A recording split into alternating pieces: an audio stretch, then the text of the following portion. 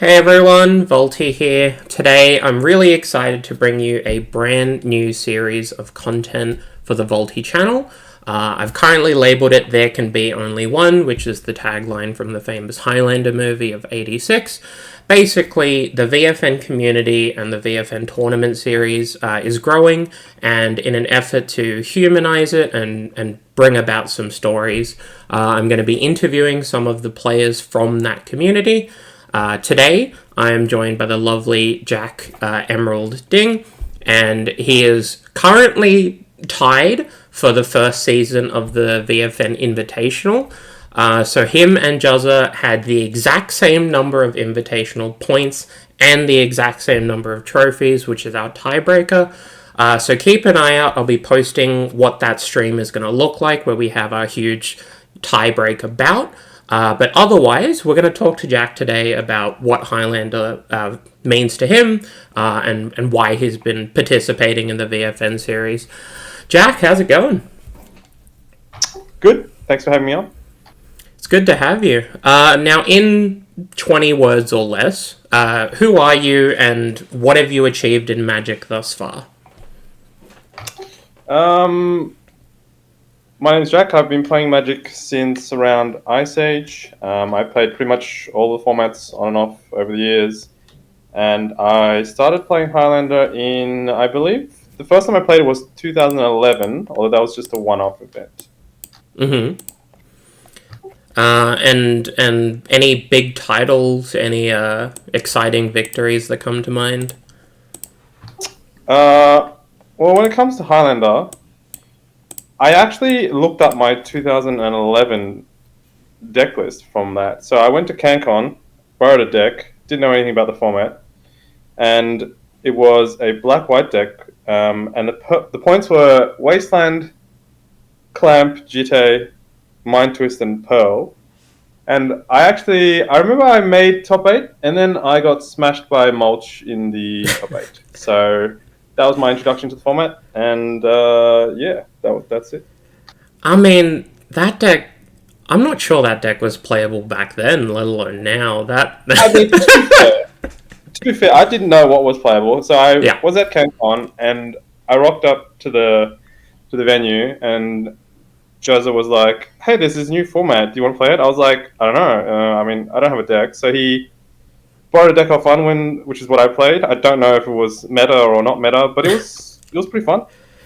Yeah, this would have been back in the day where, like, we went to CanCon for PDQs, and you would incidentally play Highlander. Right. For context for the viewers, Jack is based in Sydney, in New South Wales, as was I once upon a time, and up until 2016, 2018, there really wasn't much of a 7-point scene in New South Wales, so all of the long-time grinders who have been playing a lot of Magic from that area tend not to have played quite a lot of 7-point, or at the very least didn't buy in super quickly or super early on. So it was very much an accessory format when you felt like playing it, or when you were at CanCon to play a PDQ. But now, the scene is alive and well in Sydney. There's a couple of LGSs that have weeklies, and Legacy's back in full force. I guess we'll get right into the questions then. Sorry, go ahead. I was going to say, there was like an 11-year gap between that event and my next Highlander event. So it was right after COVID, where everyone's like, "Oh, let's go do something, let's go somewhere." And it was 2022 Eternal Masters in Melbourne, where I was down there with Juzza. I wasn't planning to play anything. I was down there to play the Crown. And then he was like, I can get someone to lend you a deck for the event. So I borrowed a deck. It was pretty fun. Didn't do particularly well. And then I came back and I was like, is there a local scene in Sydney? And it turns out there was. So I've been playing weekly since then. Gas. Yeah, I mean, it doesn't surprise me that you would show up to a format that you have not played ever, top 8 the event, get completely put in the dirt by someone who's been playing it since the dawn of time, and then not play it for a whole decade. That is pretty on brand. Yeah. All right. In that case, we'll get right into the scripted questions here. Jack, what draws you most to 7-point Highlander? So it's a combination of things. I wanted a format that was still somewhat competitive, but not like the tournament grind. And most people would consider Commander to be that format, but I mean, I have a few problems with Commander. The first one is I don't really like multiplayer, and the second one is I don't like shuffling a 100 card deck. So those are the two main issues. But I do like the ability to play a lot of one-offs, a lot of old cards that might not see play elsewhere. That yeah, I want to play. So Highlander kind of hits the spot where it's still a 1v1. You still have to make reasonably good deck building decisions. You still have to play your deck well, but you don't have to deal with politics or shuffling a stack of giant. So yeah, And I guess it would make sense that out of the options then for Eternal formats, Legacy and Vintage have become so consistent, and all of the other formats have become like the RC formats and the PT formats. Highlander is kind of blessed where people put a lot of effort into the format and they try really hard and they make meaningful deck building decisions and they do a lot of testing, but you don't have to worry about playing a 500 player event to try to get to a PT for it. Like, that's never going to drag you in, which is pretty cool and part of the appeal, I would imagine. yeah. I played a lot of Legacy, and I do enjoy the format. The only issue is that Legacy is a 4-0 format, so you really can only play the best cards in that slot. So as soon as a new one gets printed, you kind of just don't get to play the second best option anymore. And there's also the constraint of Days Wasteland in the format, which makes it hard to play some perhaps pet cards or whatever cards that you used to like. Whereas Highlander, you can still play. I mean, you can play like one or two bad cards maybe in your Highlander deck, and you can still do fine with it. Whereas if you try and do that in Legacy, you kind of just get put in the dirt when you draw it. Like you're just not casting it. So yeah, it's a good balance. Yeah, 100%. I mean, when you're playing 4 Brainstorms and 4 Ponders, and you have to deal with this pet card that is bad in 90% of your matchups, it kind of stings a bit more than in Highlander, where you might not see it for the first 3 rounds. So, yeah, okay. Well, I mean, again, for context, this I guess, arc that you've gone through was particularly interesting to me as a spectator, because I've always known you as a very clean and technical Magic player, who likes the competition aspect, who likes the spikiness aspect of it. And then I found out you were playing a lot of 7-point. And this was after I'd taken my second small break. And I was like, that's kind of interesting that, Jack would be into this format. But then I found out you were playing Walks again. And I was like, oh yeah, that kind of makes sense. He does like a mana dork, and he does like a really broken card every now and then. All right. Yeah, I do like. I like powerful stuff, but I also like to play some perhaps bad cards in my deck occasionally. Well, we'll get to the bad cards in a bit. Now, in terms of the VFN series, so this is my series of tournaments that I run approximately twice a week. They're held on Magic the Gathering Online, and they're live streamed on Twitch. But it's, for the most part, a very small tournament scene. We get 10 to 15 players on average. So in terms of that versus playing at an LGS, for example, what are the benefits of VFN, and why do we see you register for each one that you can? So I would say the main pro about playing VFN is it lets you test. It lets you test some niche cards, maybe not so much niche decks, but definitely some maybe 59, 60th cards in your deck or in the sideboard that you might not want to do at a local. Because at a local, you play once a week, you play maybe 4 rounds, and that's it. And you don't get that many games, but when you play on Magic Online, you can get more games. Like, even if you play one VFN a week, you get at least as many, if not more rounds than a local. You can play pickup games because you've got the deck on Magic Online for that reason. And it's a lot easier to switch things in and out of Magic Online for the most part. It's a double-edged sword. So most cards are cheap, and it's very easy to do that. Occasionally, when a new set comes out, you have like 80 ticks Ketramos. So yeah, it's not all upside, but mostly it's an upside, especially if you want to try like old cards that are a bit niche and you might have forgotten, it's very easy. You don't have to sleeve up your deck. Yeah, you can do it at home. It's definitely got a lot going for it. Well, you heard it here first, folks. There'll be a link down below in the description of this video if you want to check out the VFN series. But realistically, I've been really proud of, the regulars that have been showing up to VFN. The fact that people are trying out lots of different things, but they're very consistently showing up to play. It's just really kind of cool to me. I was worried about the project at the start, but it appears that there is some faith in the community around VFN, so fingers crossed it holds out. Well, in terms of different decks, I've known you for a long time as, the guy who will play the best deck or the deck that he believes will win the event. But presumably there are some things that you prefer. So favorite archetypes, favorite decks, what do we got? I mean, back in the day, I would say I would just play whatever the best deck is and try and play it better than my opponents. So if I played the mirror, I would win. It's probably what I would do, 10 years ago. I would still have a slight slant towards a mid-range deck if there were two equal decks. And I think these days, I would still prefer to play a mid-range deck, but I also would prefer to be doing something slightly unfair in the deck. So whether it's a primary mid-range plan with a combo backup or the other way around, both are fine.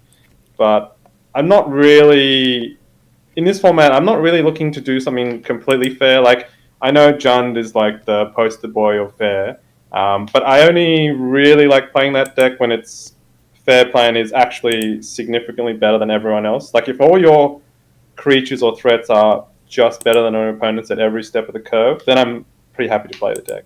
But otherwise, I would prefer playing something like Walks, where you're a mid-range deck, but you have a combo plan, or maybe Thoracle, where you're like a combo deck with a mid-range backup plan, or Reanimator, or one of those decks. Yeah, I mean, from the deck list that I've seen of yours, there's always been at least two angles. And even the Jund deck, you stretched the mana base and stretched the points to play Strip, Ren, and 6, just so that you could win some spots that, Tarmogoyf wasn't going to get done. Yeah. I just don't want to be too fair and too grindy in this format because the power level between the best card and the worst cards in your deck or your opponent's deck is quite large. So if all your cards are kind of like a 7 out of 10 and they draw their 2 9s or 10s, suddenly you're like, oh, what am I even doing here? Like, this is not it. It's like I'm playing modern against vintage, Whereas you also draw your 10s or your plan can become a 10, then suddenly you can get some free wins and they have to respect that. So yeah, I mean, that's realistically in terms of people who are looking to improve their results or to, increase their average wins per tournament. Ensuring that your deck is doing something unfair is just a good idea. It doesn't have to be, an incredibly simple, unfair plan that costs 5 points, but it does need to have either nut draws or the ability to punk people out in some sequence. It might be, a combination of cards in a certain order, but it's the reason that Ragavan is 2 points, where something like Dragon's Rage Channeler, which will on average do more damage and on average have more text, but the ability to punk someone out every now and then is very real. And so I would definitely recommend, when you're looking through decks and you're sifting through lists and you see things that are a bit different, or at least non-standard, there's almost certainly going to be a reason for that the deck builder has had in mind. So very important takeaway there, in my opinion. And like one last thing, when you play like a longer tournament, you really want some free wins, because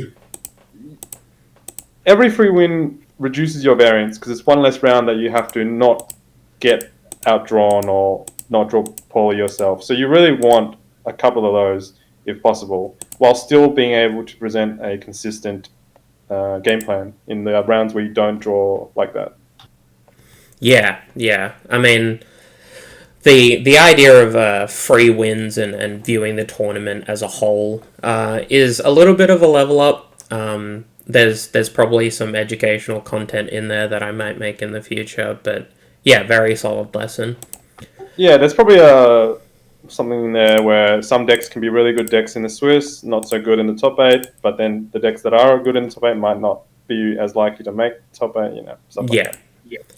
Yeah, exactly. I mean, the reason that we sometimes, have periods where the winning deck is very much a rogue deck is because a very long Swiss tournament is very different to a single Elim top eight.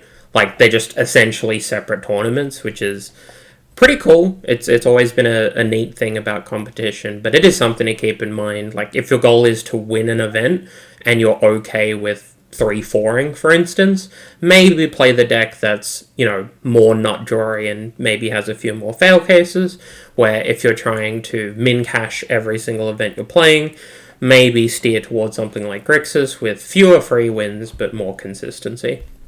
Yeah, and John Degan is a bit of a poster child for this, where I think it's quite a good deck in the Swiss, because, yeah, you'll get unlucky and they'll not draw you probably once or two games tournament, maybe 3 games, and you might not win every round, but you can still easily make top 8 X1, X1-1. But once you get to top 8, if you get nut drawn once, you're out because it's single limb. So you're more likely to make top 8, but your chance of actually winning the whole tournament is maybe not as good as a different deck. Yeah. Well said. All right. In that case, sticky question for you, and this is for my personal benefit. It's a very selfish question to ask, but what changes do you think would improve 7 Point? I think I personally would like a more aggressive depointing policy. I think the committee's already kind of doing that now. There used to be a lot of inertia, I think, in the past, but it's slowly changing, and I think it's good. I think the best analogy would be if anyone was paying attention to the ban update this morning Mm-hmm. for the other formats, comparing it to the pauper bans and unbans versus, say, modern, where they banned one card in modern, which clearly needed to be banned. But then if you look at pauper, they ban 2 cards and unban 2 cards, and they said, look, we are going to experiment, and if it doesn't work, we're going to roll it back. And I think because 7 Point also has updates every set, which is basically every 2 months or so, Mm-hmm. it's something that this format could also do. And I think it would be very interesting if that was the case. And it's mostly aimed at cards which are more than 1 point, because 1 point cards, if they're slightly overpointed, don't really matter, because so what if you overpay by 1 point on your 0 point card? It's not going to make or break a deck. But once you go up to 2 point cards, 3 point cards, 4 point cards, it starts to make a big difference. Mm-hmm. And I would like to see some of those relics be aggressively depointed. And I understand there are reasons for each one not being depointed, but I don't believe in those reasons. Yeah, I mean the reasons have been pretty historic. I've been very vocal personally that I think there are quite a lot of cards that need to be depointed just to start seeing play. I think for non 1 point cards, I think Imp Seal is probably the poster child, and then we have Yeah, Imseal is. I mean, there's no real reason that I can think of. It's just terrible, and there's no other underlying factors. But even something like Time Bolt or Recall, why is those cards 5 points and 4 points? They're just stone unplayable. People say, "Oh my god, well it's $1,000." I don't believe that's a real relevant consideration, to be honest. Yeah, I'm with you. I made a face at the camera, but I was about to say TV and recall after I mentioned MSeal. So more aggressive D-pointing, more active changes to the format. I think, you touched on Pauper, and I think it is very critical that Pauper is 95% an online format, and so rolling back changes doesn't punish people anywhere near as much as it would for Modern, for example. If you lose 10 ticks because you made a speculation on a new deck, and then it gets rolled back in Pauper, you'll live. Where, a card getting unbanned like Mox Opal, there are going to be a bunch of people who spent $500, $600 to pick up 4, and if that gets rebanned in 6 months, that's going to be pretty bad optics.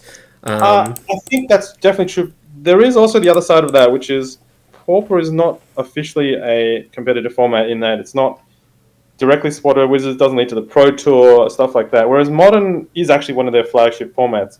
So if you're trying to play competitive modern, even if you knew your Mox Opal was going to be banned in 6 months, if it gave you the best chance to qualify for whatever event you wanted to, you should still pay the price. So I don't believe that's also much of a reason. Yeah, I mean that's a solid counterpoint, and like our format is like Pauper in that regard. It doesn't lead to the PT, so I mean, you heard it here.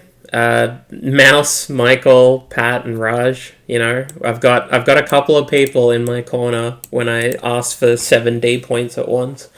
All right. And it's not just like expensive cards. There are other cards like you say, Imperial Seal. That's not really an expensive card, and it's just it's just unplayable at 2. It's probably unplayable at 1. I'm not 100% on that, but the fact that I'm even thinking about whether it's playable at 1 probably means it shouldn't be 2. I think it'd be unplayable at 1. Like I think it would be as bad as ET is. I think worse. I think yeah. Sorceress. Yeah. I mean, being able to get some cards and being in a better color, like maybe, but then we're arguing between Imp Seal and ET and whether they should both be at 0, but one of those cards is currently at 2. So yeah, it's a bit silly. All right, a couple of quick fires for you. What is your favorite pointed card and why? I think it's Deathrite Shaman. Close second would probably be Natural Order. I like 1-drops that don't just attack or block and do other things. So yeah, Deathrite Shaman is probably the best one. So Mother of Runes and other. Yeah, I like Mother of Runes. Although 1 toughness, a little bit awkward. Whereas Deathrite Shaman, it kind of does everything and it's hard to kill. So yeah, I like good 1-drops.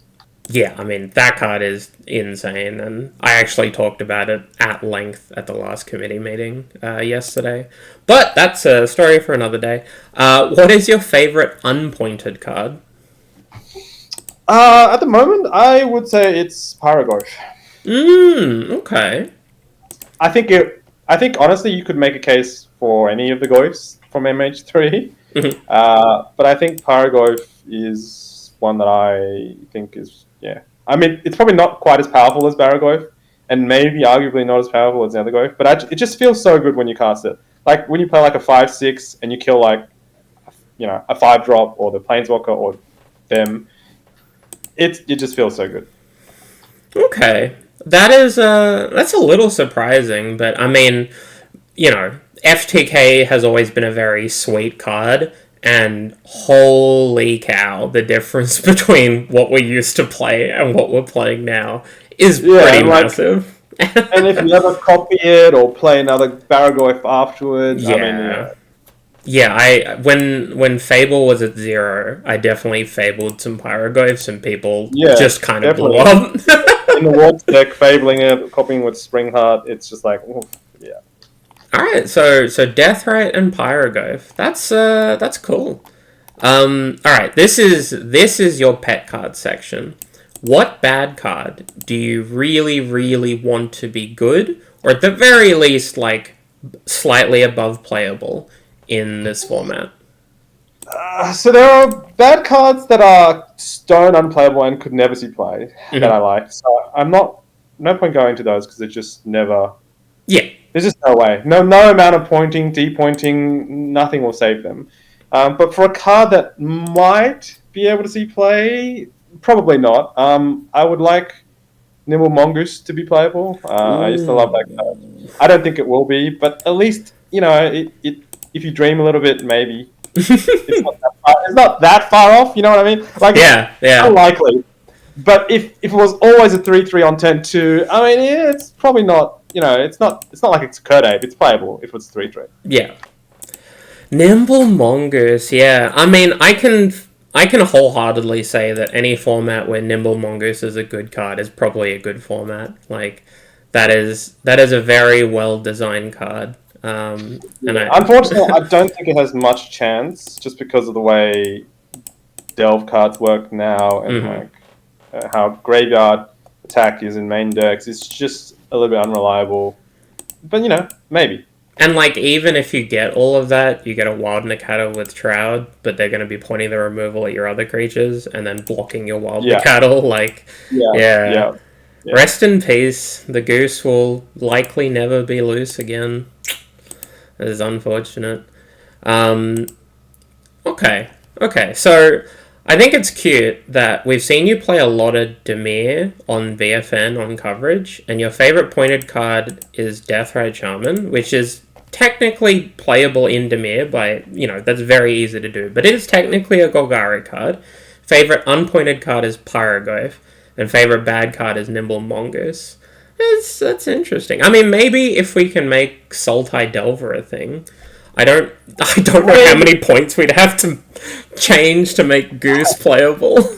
I think Deathrite is fundamentally at its best in a blue-black shell. Mm-hmm. Not because the green decks have other options. Yeah. So it's at its best in blue-black, and I think Nimble Mongoose is just a blue card. Like, yeah, you're not playing that in a deck that doesn't have blue mana. So really, and then Pyro, yeah, I mean, yeah, okay. So like some sort of blue, green, red mix, I guess. Yeah. Yeah.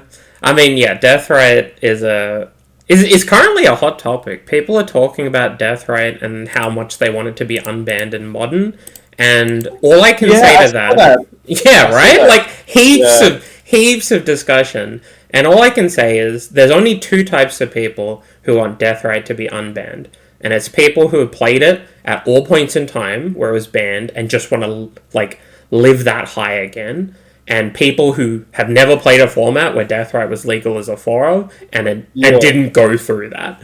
Those are the only two types of people who want that card to be unbanned. And I saw like people were buying up the card in anticipation of getting unbanned, like the price like doubled or something, and I'm just like, I don't know what they're smoking. Yeah. But that is just lighting money on fire because there's no chance that card's getting unbanned in any format. Yeah, I mean, I thought Mox Opal would never get unbanned, but there is a pretty big gap between Opal and Deathrite. And yeah, I mean, Opal actually you have to build around it, whereas Deathrite, if you make any of those colors mana, you're like, well, I'll put 4 in my deck. Yeah, and if you don't make those colors, you maybe add a shock and play. Like, if you're playing Boris Energy, but now you're playing Mardu Energy and you're playing Deathrite, like, surely that's optimal, right? And you just have 4 Deathrites in your deck. Yeah. Alright. Well, in that case, that's everything for the prepared questions. Is there anything you wanted to say to the people at home? Anything you like? Play the VFN. Subscribe, and see you on Magic Online. Thanks, Jack. Alright, that's going to be it for Jack. I want to thank everyone who is subscribed on Patreon and everyone who's been tuning into the Twitch streams. It means a lot to me that people are supporting the Volty content, and if you want to see more, there's going to be links down below. You can check out the Twitch channel and make sure you don't miss any of the live streams. I've also uploaded quite a lot of videos recently about Force of Will and Ugin, for example, so you can check those out. Again, proudly sponsored by Josh and Pat's MTG Bazaar. Pat is a huge member of the Australian Magic community. A special shout out that Mana Clash, the double weekend of 7 Point Highland at the end of April, is coming up. Tickets have not sold out and the venue is massive, I've been assured, so make sure to come down and play that if it's not too much of a trek, and if it is a trek, come and play anyway because it's going to be sick. But otherwise, thank you so much for this, Jack, and I'm very much looking forward to seeing you pub stomp Juzza in the Season 1 crown battle. That's going to be a good show.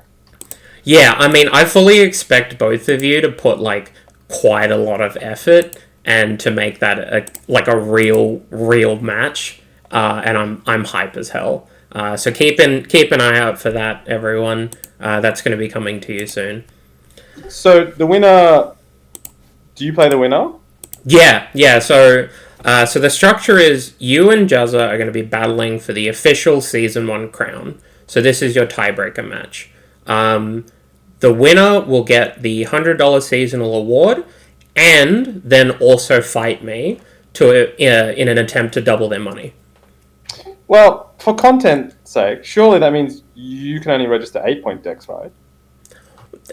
Wait, what? No, that's not how this works. All right, there will be 8-point decks, but the way I'm gonna do it, and this is very different. So for you and Juzza, you're gonna be registering 3 decks, banning one each, and then playing a best of 3. When you're playing against me, you're gonna bring 4 decks. One of those is gonna get banned. And the 4 decks that I will be playing will be randomly selected from a pool of 20 decks. So I have no idea what I'm going to be playing and what you might want to be banning so that you can't prepare. But this is essentially me finding out what type of Pokemon I'm allowed to use when you're challenging the Elite Four. Who's coming out with your 20 decks? It's going to be basically like 20 unique and reasonably viable decks. I will cross-reference them with people who are experts in the format.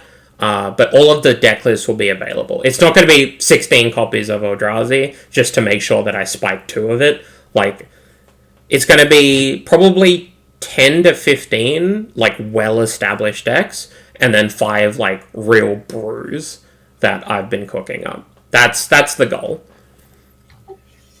That sounds hilarious. All right. So there will be a chance that you pair into an 8-point deck. There's also a chance you pair into 4, and then you get to ban one of them, and then I put you in the dirt anyway on stream. Let's be right. If you roll 4 8-point decks, you're probably not winning a match. And look, if that happens, you double your money, and it's good content, you know. Exactly. But yeah, that's it from us. Look out for Jack on the VFN streets. This Friday is going to be our next VFN, and then Saturday will be another one. Points update stream will be on Sunday. But otherwise, that's it. We'll catch you all later. See ya.